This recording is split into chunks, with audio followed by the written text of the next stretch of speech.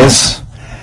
Hoy hablaremos de la batalla por nuestra mente, porque esta es una batalla que todos estamos peleando y es importantísima. ¿Se ha dado cuenta que algunas de nuestras batallas son realmente tontas? Escuché de un hombre que se puso a dieta tratando de perder peso, pero en su camino hacia el trabajo había una cafetería. Y él pensó cuán bueno sería tomarse un cafecito con un rico pan de dulce. Y pensó, si encuentro un estacionamiento vacío frente a la cafetería, entro. Y así lo hizo. Después de manejar como 10 veces frente a la cafetería, hubo un estacionamiento vacío. Todos en mayor o menor grado tenemos esa clase de batallas, ¿verdad? Pero hay una batalla que es mucho más siniestra y mortal. Es la batalla por la mente. Esta batalla es entre Dios y Satanás. Y el campo de batalla es nuestra mente, nuestra alma. Y todos quienes somos cristianos estamos en medio de esta batalla. Busque 2 Corintios 10, los versos del 3 al 5. Pues aunque estamos en la carne, no militamos según la carne. Porque las armas de nuestra milicia no son carnales, sino poderosos en Dios para la destrucción de fortalezas, derribando argumentos y toda altivez que se levanta contra el conocimiento de Dios, y llevando cautivo todo pensamiento a la obediencia a Cristo. Toda vez que esta batalla es real, este mensaje no solo que es de advertencia, sino también un llamado a las armas. Pero también deseo que sea de ánimo, porque cuando usted nace de nuevo, nace para ganar. Dios no le salva para que viva una vida derrotada. Pablo dijo, mas a Dios gracias, el cual nos lleva siempre en triunfo en Cristo Jesús. El plan de Dios para cada uno de sus hijos es de triunfo y de victoria en nuestras mentes. Quiero destacar 3 puntos en esta batalla por nuestra mente. Primero, las armas de nuestro enemigo. Veamos nuevamente el verso 4, porque las armas de nuestra milicia no son carnales, sino poderosas en Dios para la destrucción de fortalezas. Ahora, ¿quiénes son los participantes en esta guerra? ¿Quién ha declarado la guerra contra su mente, contra su alma? Nuestro enemigo no lo podemos ver física o carnalmente. Busque Efesios 6:12, porque no tenemos lucha contra carne y sangre, sino contra principados, contra potestades, contra los gobernadores de las tinieblas en las regiones celestes. El diablo se ha ubicado en lugares estratégicos para hacerle la guerra a usted, y cuenta con una multitud de demonios para ese propósito. Son invisibles y están dedicados a la destrucción de su vida mental, dirigidos y bajo la autoridad del príncipe de las tinieblas, que es Satanás. ¿Cuál es el trofeo en esta guerra? ¿Cuál es el campo de batalla? Veamos el verso 5. Derribando argumentos y toda altivez que se levanta contra el conocimiento de Dios, y llevando cautivo todo pensamiento a la obediencia a Cristo. Ahí lo tienen. Argumentos, conocimientos, pensamientos, como elementos de esta guerra por la posesión de su mente. Satanás quiere conquistarla para poder controlarle a usted y luchar contra Dios. Hay una diferencia entre su mente y su cerebro. Los psicólogos del comportamiento no reconocen esa diferencia, pero la Biblia ve esa diferencia en forma muy clara. Su mente no es la que piensa, sino su cerebro. Y la relación entre mente y cerebro es la misma que existe entre un guitarrista y su guitarra. El guitarrista utiliza la guitarra para expresarse por medio de la música. Hay una diferencia entre mente y la materia gris de su cerebro. Mente y cerebro son 2 cosas separadas. Y tengo que reconocer, para efectos de la ilustración, que aunque todos tenemos guitarritas, algunos tienen mejores guitarras que otros. Quiero decir, tienen mejores cerebros que otros. Ahora escuchen atentamente. Cuando usted se salva, tiene la mente de Cristo. No significa que su capacidad mental será extraordinaria, sino que tendrá la capacidad de pensar utilizando el cerebro que tiene. El diablo quiere su mente. Y el hecho de que usted tenga la mente de Cristo, el hecho de que usted haya sido salvado, no significa que la guerra se ha terminado para usted. Recuerde que Pablo está escribiendo a los hermanos en la iglesia de Corinto. Sin embargo, el apóstol tiene preocupación espiritual por ellos. Veamos 2 Corintios 11:3. Pero temo que como la serpiente con su astucia engañó a Eva, vuestros sentidos sean de alguna manera extraviados de la sincera fidelidad a Cristo. ¿Qué es lo que está diciendo el apóstol Pablo? Está diciendo que él siente temor de que, así como el diablo en forma sutil engañó a Eva, las mentes de ellos puedan ser corrompidas por Satanás y abandonen la sincera y pura devoción que deben tener a Cristo. El diablo pues quiere corromper su mente y tratará de evitar por todos los medios posibles el que usted tenga la mente de Cristo. Y Pablo está tratando a los hermanos en Corinto como si fueran sus hijos. Mire lo que dice en el verso 2 del capítulo 11, 2 Corintios. Porque os celo con celo de Dios, pues os he desposado con un solo esposo, para presentaros como una virgen pura a Cristo.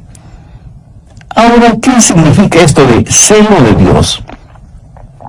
Usted sabe, los celos pueden ser buenos o malos. Hay un celo que puede destruir, y hay un celo que protege a aquellos que amamos. Los esposos, por ejemplo, deben ser celosos de tener una devoción pura por su esposa, por sus hijos. Y lo mismo es con las esposas en su devoción hacia su esposo e hijos. El celo protector mutuo es necesario dentro del hogar. Un padre amoroso quiere llevar hasta el altar matrimonial a su hija y entregársela al novio como una virgen pura. El problema en la actualidad es que hay tantos padres que no entienden que su trabajo, su responsabilidad es criar hijas piadosas para entregarlas vírgenes en el altar matrimonial. Ese debe ser el propósito de un padre genuinamente cristiano. Pablo usa esa analogía para decir que los hermanos en Corinto eran sus hijos espirituales, eran la novia de Cristo, y que no quería que fueran engañados y corrompidos en sus mentes. Prácticamente les está diciendo, cuando les presenten las bodas del Cordero, quiero que sean como una virgen casta y pura para el Señor. Tristemente tengo que reconocer que no hay suficiente pureza en las iglesias en nuestros días. Tal parece que las novias han perdido la capacidad de sonrojarse frente a las cosas impuras. La iglesia necesita recordar la virtud de la pureza. Leí la historia de un hombre que vivió en Londres hace muchos años. Se le conocía simplemente como el señor Betts. Tenía un almacén de música. Un día un hombre vestido con harapos entró en el almacén y le dijo, necesito algo para comer, por favor quisiera comprar un violín. El señor Betts le dijo que ya tenía muchos violines, pero el harapiento insistió, es que estoy verdaderamente necesitado, por favor, cómprame el violín. El señor Betts le compró el violín, por lo que en Londres hubiera sido el equivalente de $5. El hombre tomó el dinero, lo guardó en sus harapientas ropas y se fue. El señor Betts, que era músico, puso el violín bajo su quijada y empezó a tocar. Armoniosas y resonantes notas salieron de ese violín. El señor Betts se sorprendió de la calidad del sonido del violín y con la ayuda de una vela trató de ver su interior y pudo distinguir dos palabras: Antonio Stradivarius. Y se dio cuenta que tenía un verdadero tesoro en sus manos. Y el hombre de harapiento se lo había vendido por el equivalente de $5. El señor Betts era un hombre bueno y honesto. Salió a buscar al hombre harapiento, pero nunca lo encontró. Muchos años después, el señor Betts vendió ese violín por $5,000. En la actualidad, un violín Stradivarius cuesta una verdadera fortuna. Ahora haga la analogía. Algunos jóvenes se venden muy barato cuando permiten que sus cuerpos se conviertan en sucios objetos de placer sexual, en vez de cuidarse y guardarse para aquella persona con la cual se casará. Pablo dice, como un padre quiere proteger a su hija para presentársela pura a Cristo, así quiero protegerles a ustedes que forman la iglesia para que tengan una mente pura y una sincera devoción por Cristo. Mi amigo, hay una batalla por su mente. El diablo quiere poseer su mente porque sabe que si puede tenerla, puede corromperla, puede alejarle del Señor Jesucristo. Vivimos en un mundo que tiene una mente totalmente corrompida. Y recuerde que, de acuerdo a Génesis 6, Dios destruyó a toda una civilización porque todo designio de los pensamientos del corazón de ellos era de continuo solamente el mal. Por favor, busque Romanos 8:6. Porque el ocuparse de la carne es muerte, pero el ocuparse del Espíritu es vida y paz. Y en Proverbios 23:7 leemos, porque cuál es su pensamiento en su corazón, tal es él. O sea, la Biblia claramente enseña que necesitamos guardar, proteger nuestra mente. De paso, quiero decir algo para aquellos que pudieran estar cautivos en eso de la meditación trascendental. Eso es muy, pero muy peligroso. ¿Sabe lo que la meditación trascendental hace?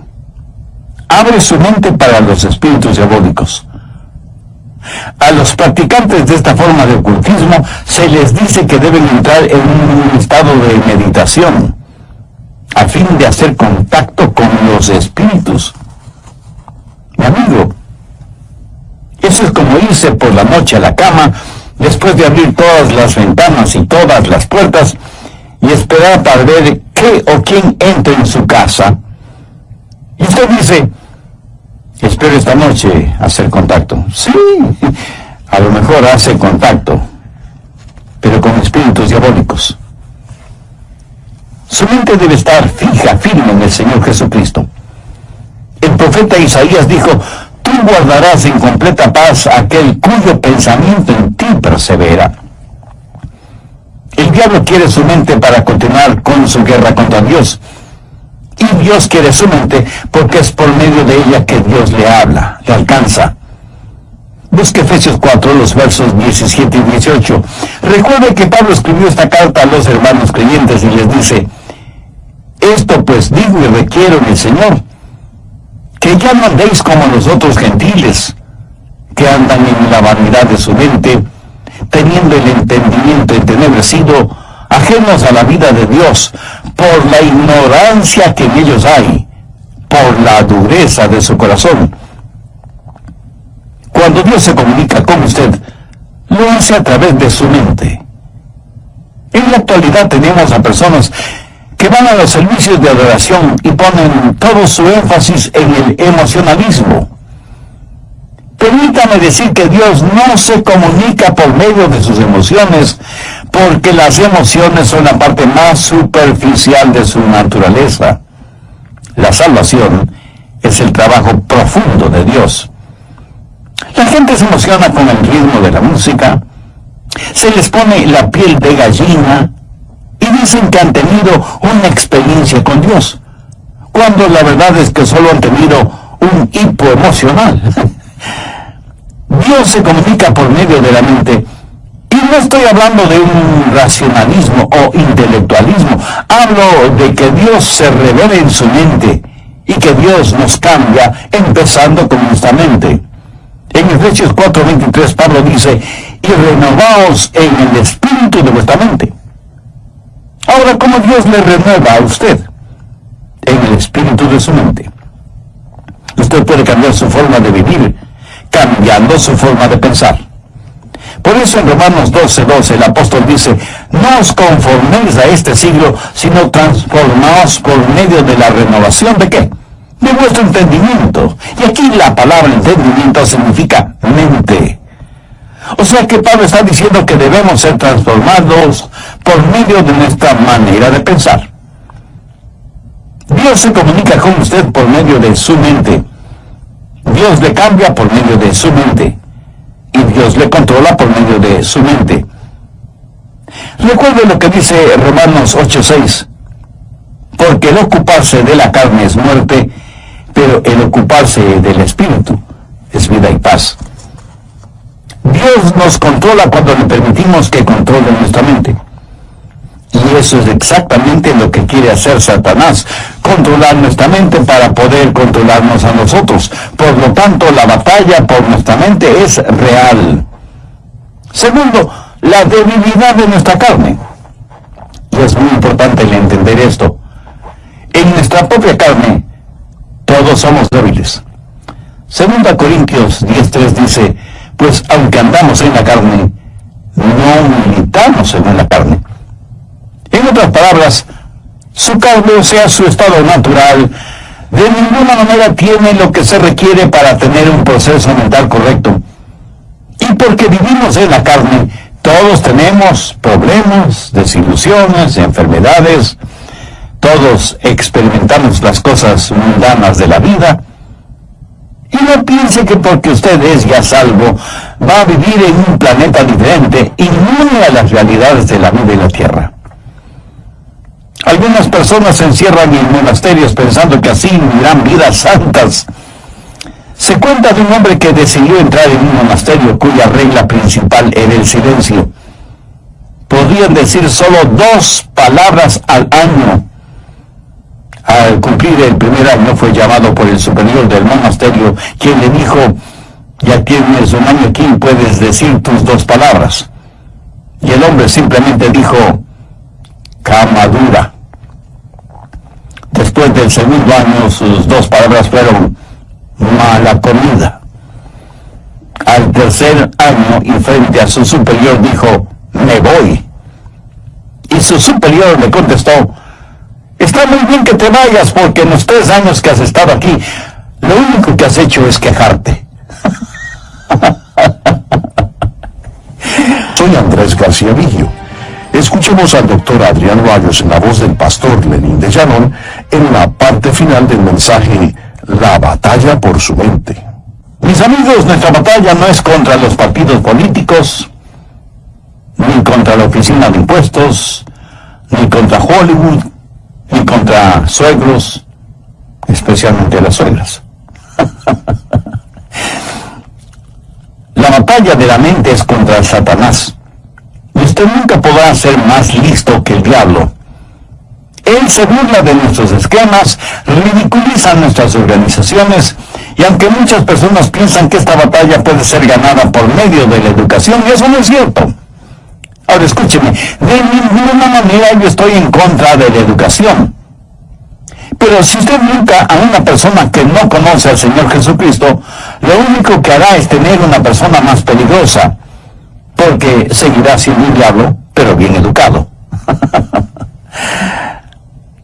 Antes de ser salvo, yo tuve un amigo que era alcohólico y asistió a varios programas para rehabilitarse, pero luego aceptó al Señor Jesucristo como su Salvador, y esto es lo que me compartió.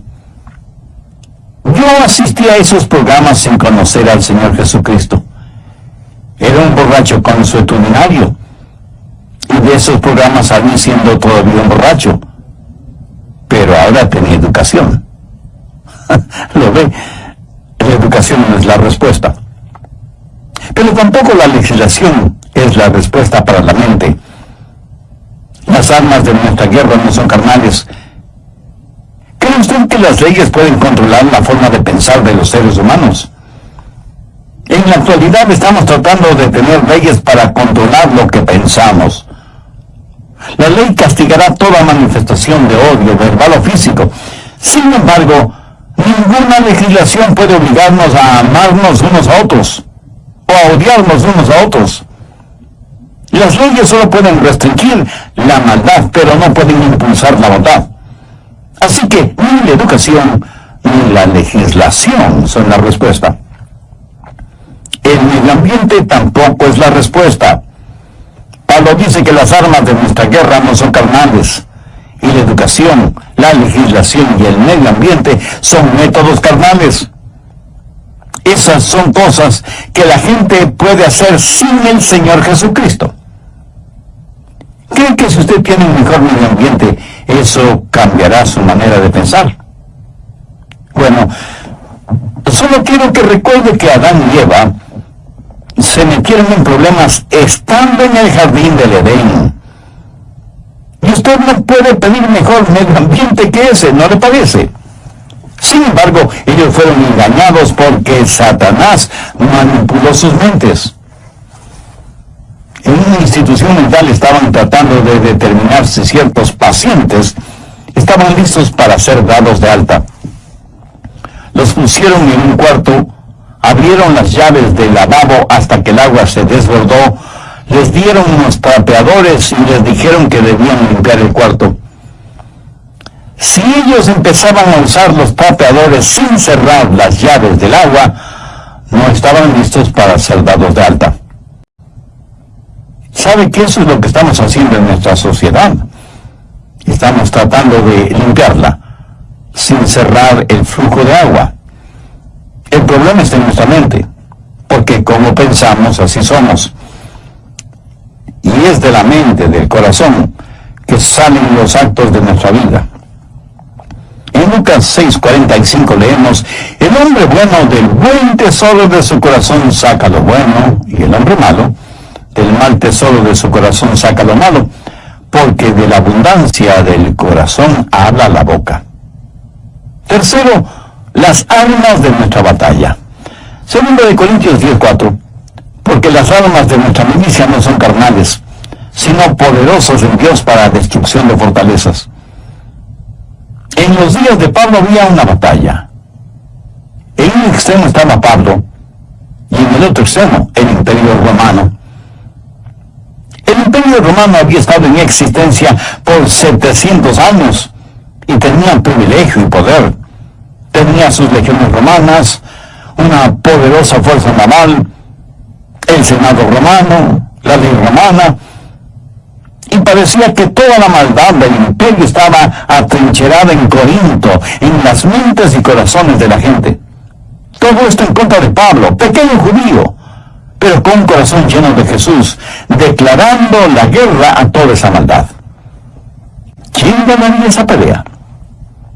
Pablo. ¿Cómo? No con armas carnales.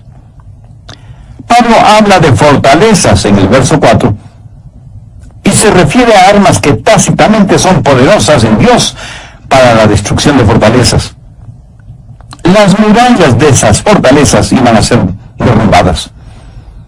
¿Qué clase de resistencia hubo en los corazones y mentes de los corintios entonces y en la actualidad en nosotros? Arrogancia, ignorancia, desesperación. Todas estas son fortalezas de maldad. Y dentro de cada fortaleza, los demonios trabajan en la mente en forma muy organizada, movilizando los ejércitos infernales para hacer más fuerte la resistencia. Sin embargo, Pablo dice que esas murallas se desmoronarán. Y en el verso 5 menciona cosas muy importantes: derribando argumentos y toda altivez que se levanta contra el conocimiento de Dios, y llevando cautivo todo pensamiento a la obediencia a Cristo. Aquí está esa fortaleza con sus altas torres, y Pablo penetrará esa fortaleza para alcanzar a quienes están adentro. Pero durante ese proceso, Pablo dice que tendrá que destruir esa fortaleza. Ahora, ¿de qué está hablando el apóstol? No está hablando de inteligencia, sino de intelectualismo, de sofisticación mental. Pablo sabe que dentro de esas fortalezas hay personas que están cautivas. Y él iba a capturar a esos cautivos para traer todo pensamiento cautivo que estaba secuestrado por Satanás a la libertad de la obediencia a Cristo.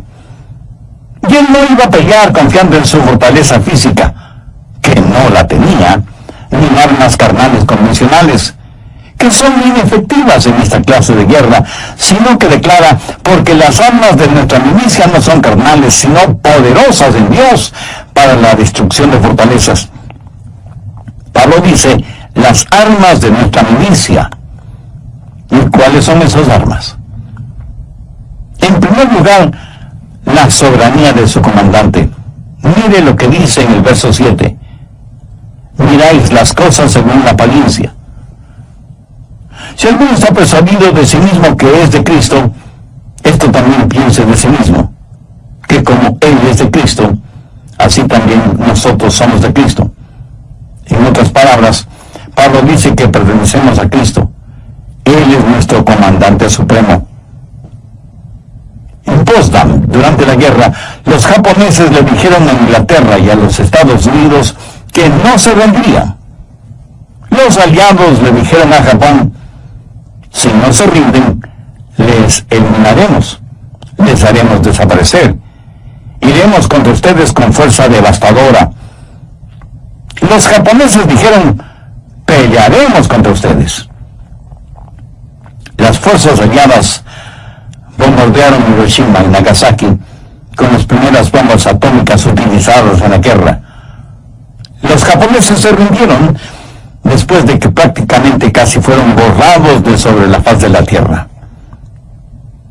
Satanás ha estado tratando de hacer hasta lo imposible para ganar esta guerra que tiene contra Dios. Cuando el Señor Jesucristo murió en el Calvario, fue como si hubiera dejado caer una bomba atómica sobre el diablo. Jesús dijo, ahora es el juicio de este mundo, ahora el príncipe de este siglo será echado afuera.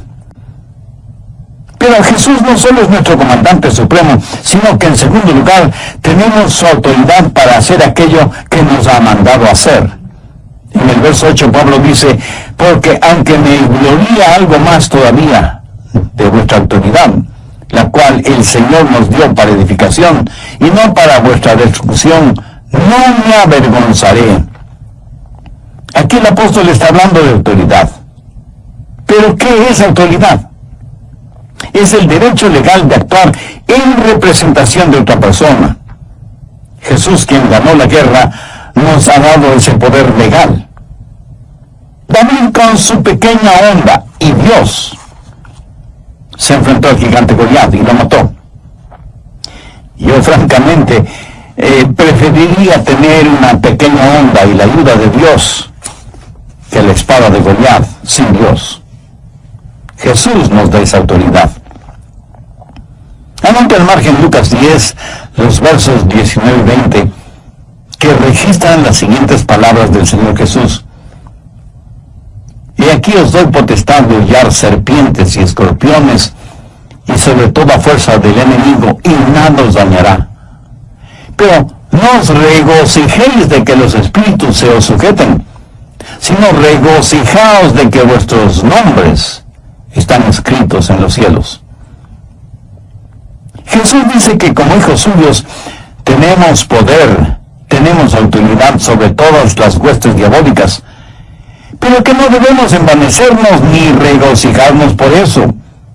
No debemos ser orgullosos de tener esa autoridad, sino que nuestro gozo verdadero debe ser el saber que nuestros nombres están escritos en los cielos. Escúcheme, no es cuánto sabe usted sobre el diablo lo que le libera.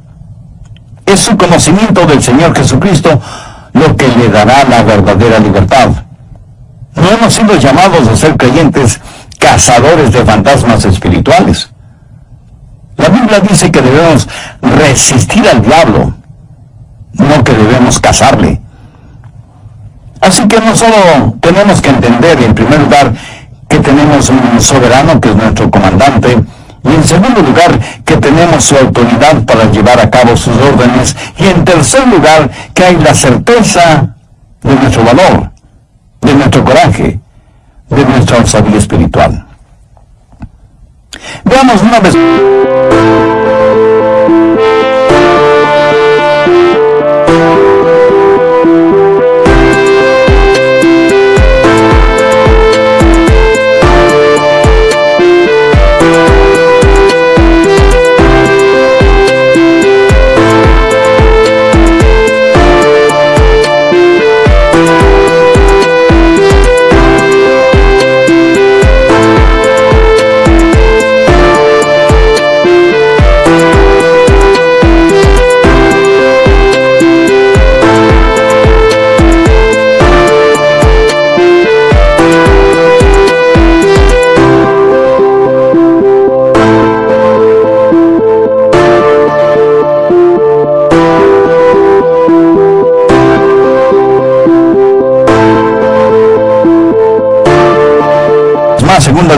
10, los versos del 8 al 11. Porque aunque me gloríe algo más todavía de vuestra autoridad, la cual el Señor nos dio para edificación y no para vuestra destrucción, no me avergonzaré, para que no parezca como que os quiero amedrentar por cartas. Porque la verdad, dicen, las cartas son duras y fuertes, mas la presencia corporal débil y la palabra menospreciable. Eso tenga en cuenta tal persona, que así como somos en la palabra por cartas, estando ausentes, lo seremos también en un hecho, estando presentes. ¿Quién motivó a Pablo a escribir estas palabras? Bien, veamos brevemente el trasfondo del asunto. Algunas personas decían que Pablo siempre estaba escribiendo cartas duras y fuertes, pero que cuando él estaba presente tenía más bien un carácter débil. Decían, el león no es tan feroz como lo pintan. Y Pablo tiene que asegurarles que tanto como era fuerte y duro en sus cartas, lo mismo sería en forma personal cuando estuviera entre ellos. Pero les dice algo más, que pertenecía a Cristo y que Cristo había ya ganado las batallas por él, que Cristo mismo le había dado autoridad y que debido a esas circunstancias tenía el valor y el poder para ganar esta batalla de la mente. Por favor, escúcheme con atención. Lo que usted piense, eso es lo que será. Chuck Swindoll está en lo correcto cuando afirma que la actitud de una persona lo es todo. Una vez que usted ha recuperado la fortaleza de su mente, necesita de inmediato protegerla, resguardarla. En Proverbios 4:23 leemos, sobre toda cosa guardada, guarda tu corazón, porque de él mana la vida. En los aeropuertos de las más grandes ciudades metropolitanas del mundo, las medidas de seguridad son realmente impresionantes. Sensibles detectores metálicos avisan al personal correspondiente si usted tiene en sus bolsillos llaves, monedas o cualquier otro objeto metálico. Detectan anillos, aretes, collares, pulseras, relojes. Y en la actualidad las cámaras de rayos X pueden ver la totalidad del cuerpo humano, por si alguien trata de llevar oculto entre su ropa íntima algún objeto o sustancias prohibidos. A veces pienso que sería formidable el tener esos sofisticados detectores a la entrada de las iglesias para detectar el pecado. Pero si tal cosa fuera posible, estoy seguro que nadie quisiera entrar en las iglesias, ni siquiera sus pastores. En Filipenses 4:8 Pablo dice, por lo demás, hermanos, todo lo que es verdadero, todo lo honesto, todo lo justo, todo lo puro, todo lo amable, todo lo que es de buen nombre, si hay virtud alguna, si algo digno de alabanza, en esto pensad. Dios nos hizo de tal manera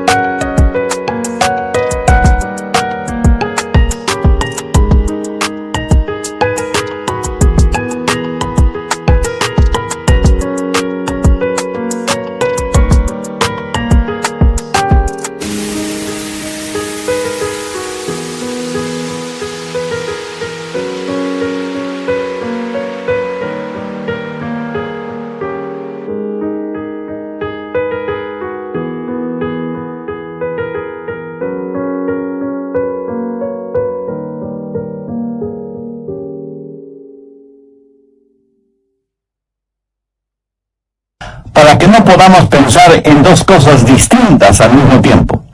Permítame explicar de esto. Si usted está pensando en algo que es bueno y correcto, de ninguna manera puede pensar al mismo tiempo en algo malo e incorrecto. Y usted no tiene que ser inteligentísimo para ver la lógica de esta declaración. Y aunque ya lo he mencionado varias veces, usted es lo que piensa.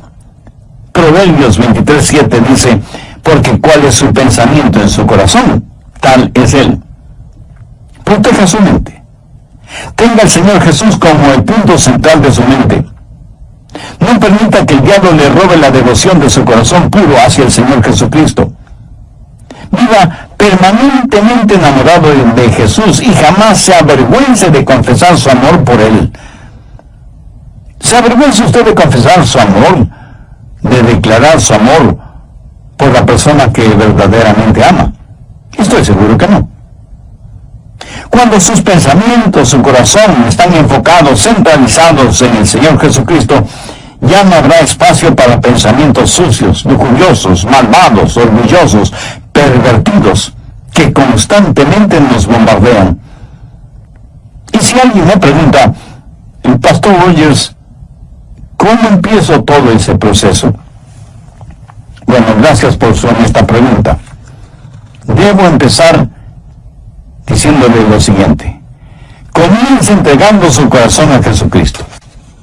Pablo en 2 Corintios 4:4 dice, en los cuales el Dios de este siglo cegó el entendimiento de los incrédulos, para que no les